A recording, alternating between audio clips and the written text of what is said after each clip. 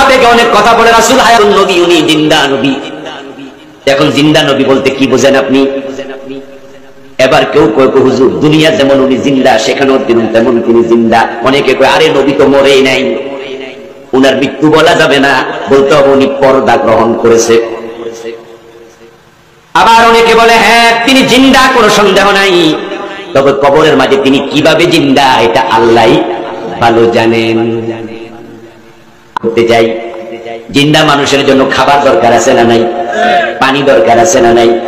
এখন রাসূল কবরে খাইতেছে, পানি পান করতেছে, এরকম কোন হাদিস আছে নাকি? قال النبي صلى الله عليه وآله وسلم الأنبياء أحياء في قبورهم يصلون। আল্লাহর নবী বলেন সব নবীরা, আল আম্বিয়া সমস্ত নবী পয়গম্বরগণ, আহইয়াউন জিন্দা।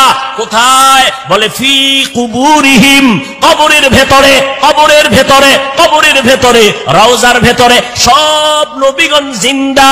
ইউসাল্লুন, সব নবীরা কবরের মধ্যে জিন্দা হয়ে কি করে? আল্লাহর নবী কয় সব নবীরা কবরের মধ্যে জিন্দা হালাতে নামাজরত অবস্থায় কিয়ামত পর্যন্ত আমার আল্লাহর মারিফতের মজা নিতে থাকবে। কিয়ামত পর্যন্ত জিন্দা থাকবে কবরের ভেতরে। আহলে হাদিস নামে এর এক দলেরা কয় আমরা নবীর কবরে জিন্দা মানি না। জিন্দা আহলে সুন্নাত ওয়াল জামাতের বিশুদ্ধ আকীদা, আমার নবী শুধু নয় সমস্ত নবীরা কবরের মধ্যে জিন্দা। আল্লাহ বলেন আমি তাদেরকে কবরের মধ্যে খানা দেই, রিজিক দেই। এবার তার সেরার এক দলেরা কয় তো নবী যদি জিন্দা হয় খায়নি? খায়। কি খায়? রুটি না ভাত? যদি ভাত রুটি খায় প্লেট কই, গেলাস কই, পানি কই? কেমন ভিডা দরকার? এইরকম তার সেরা মানুষ ধর্মান্ধ, এরা বলে রসুল জিন্দা না, এখনো মরা। নাউজুবিল্লাহ আইয়ে না?